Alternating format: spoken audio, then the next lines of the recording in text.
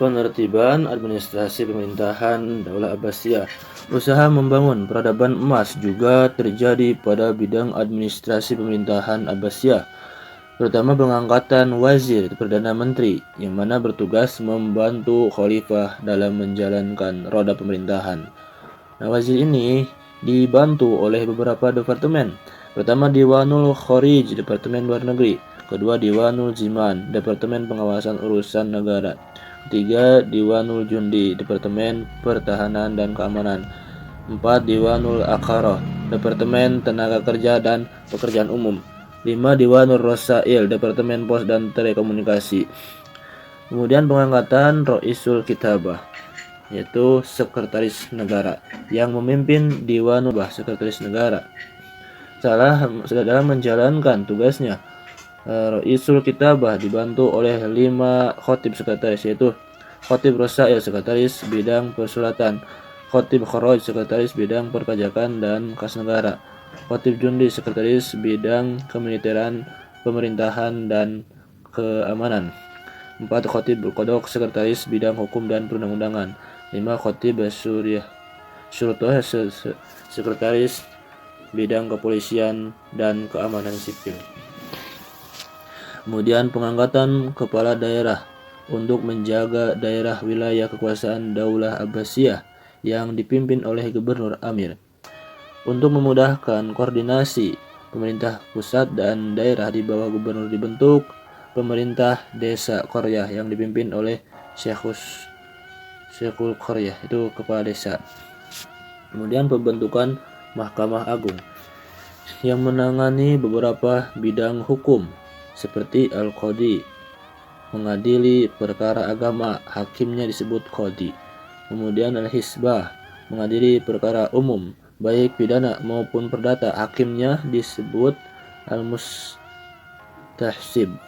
Kemudian An-Nazar fil Mazalim, pengadilan tingkat banding. Setelah dari pengadilan Al-Qadi atau Al-Hisbah, hakimnya disebut Sahibul Mazalim. Kemudian pembentukan dalam politik dan militer. Di bidang politik, dalam bidang politik Daulah Abbasiyah menjalin hubungan persahabatan baik dengan negara-negara lain, di antaranya menjalin kerjasama. Bidang politiknya itu Daulah Abbasiyah menjalin hubungan persahabatan dengan negara-negara lain, menjalin kerjasama politik dengan Raja Frank di sebagian wilayah Andalusia Spanyol. Tujuannya adalah untuk mengantisipasi meluasnya pengaruh Daulah Umayyah. Kedua, menjalin hubungan dengan Afrika Barat. Tujuannya adalah menambah kekuatan dan kekuasaan Abbasiyah di Baghdad, Irak. Kemudian di bidang militer, Daulah Abbasiyah ini pernah mencapai profesionalisme militer yang terjadi pada periode pertama dan periode kedua pemerintahannya. Sekitar kurang lebih 100 tahun lamanya, kebijakan politik dan militer itu sepenuhnya mandiri di tangan para khalifah Daulah Abbasiyah tanpa dipengaruhi oleh bangsa manapun. Setidaknya ada 4 periode kepemimpinan Daulah Abbasiyah dalam mewujudkan kemandirian politik dan militer. Pertama, periode pertama 750 sampai 847 Masehi. Kebijakan militer yang diambil pada periode ini merupakan usaha para khalifah dan memberikan landasan-landasan pemerintahan yang tangguh dan militer yang cukup kuat. Kedua, periode kedua tahun 847 sampai 946 Masehi.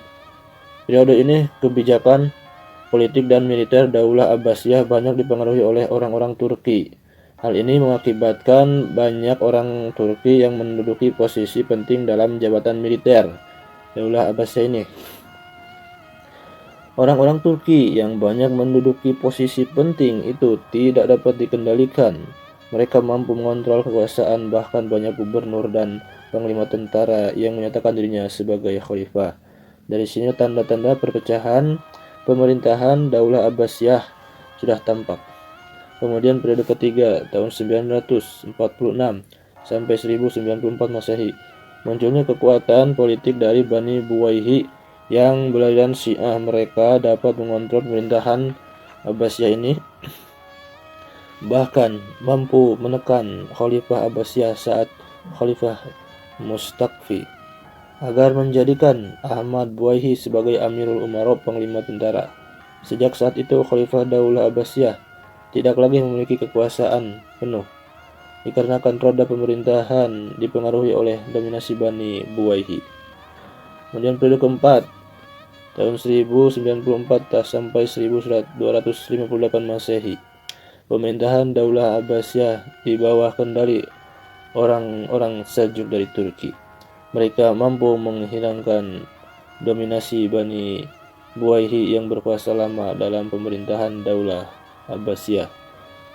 Nah, periode inilah Bani Seljuk berhasil mengambil alih kekuasaan dan jalannya roda pemerintahan dari tangan Khalifah. Roda pemerintahan Daulah Abbasiyah tidak lagi berada di tangan Khalifah yang sah. Para Khalifah Daulah Abbasiyah hanya diperkenankan mengurusi persoalan-persoalan agama. Kekhalifahan Daulah Abbasiyah hilang di tangan 1258 Masehi saat tentara Mongol yang dipimpin Hulagu Khan memorak-porandakan kota Baghdad sebagai pusat pemerintahan Daulah Abbasiyah. Kemudian dalam bidang ekonomi, perdagangan, perindustrian, pertanian, taraf hidup peningkat masyarakat dalam bidang ekonomi masa Daulah Abbasiyah sebenarnya telah dimulai saat Khalifah Abu Ja'far al-Mansur berkuasa. Ia merupakan tokoh utama dari peletak dasar ekonomi Daulah Abbasiyah. Adil, sikapnya tegas dan bijaksana membawa Daulah Abbasiyah maju dalam berbagai bidang. Kemajuan sektor ekonomi ini Daulah Abbasiyah pada masa itu disebabkan oleh usaha-usaha para khalifah yang mendorong kemajuan dalam sektor perdagangan. Perekonomian masyarakat di masa Daulah Abbasiyah meningkat saat Khalifah Al-Mahdi tahun 775 sampai 785 Masehi pada saat memerintah. Hubungan luar negeri Daulah Abbasiyah dengan kerajaan lainnya telah membawa peningkatan kesejahteraan bagi masyarakat dan menambah kas negara.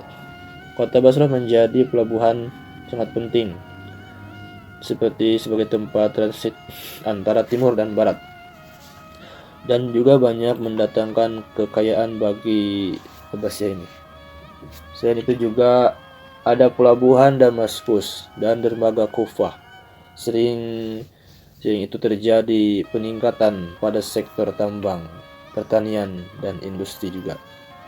Sektor perindustrian, Khalifah Daulah Abbasiyah memiliki perhatian yang sangat serius dalam memenuhi kebutuhan masyarakatnya. Untuk itu, mereka aktif mendorong kemajuan sektor perindustrian. Para khalifah menganjurkan masyarakatnya untuk berlomba-lomba dalam industri dan pengolahan. Banyak kota dibangun untuk pusat perindustrian, yang mana kota Basra ini menjadi pusat industri sabun, gelas. Kemudian kota Kufah, pusat industri tekstil, pakaian dari sutra bersulam ditempatkan di Damaskus, yang pusat kerajinan sutranya berada di Kazakhstan. Kemudian ada kota Syam menjadi pusat industri keramik dan gelas berukir. Dalam sektor pertanian, pembangunan kanal, bendungan, irigasi, dan terusan diperuntukkan untuk memenuhi kebutuhan orang-orang yang petani yang hasilnya mampu meningkatkan produktivitas para petani dan kualitas hasil panennya. Sebagai contohnya seperti pada masa Khalifah Harun ar-Rasyid, istri Khalifah Ratu Zubaidah menyaksikan penderitaan rakyat akibat kemarau yang cukup panjang dalam kunjungannya ke Mekah dan kunjungannya ke Madinah.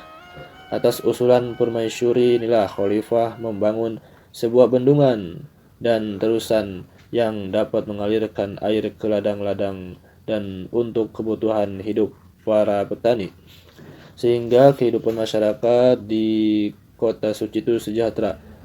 Untuk mengenang jasa Ratu Elizabeth Bendungan Datu Zubaidah, bendungan itu diberi nama Bendungan Zubaidah.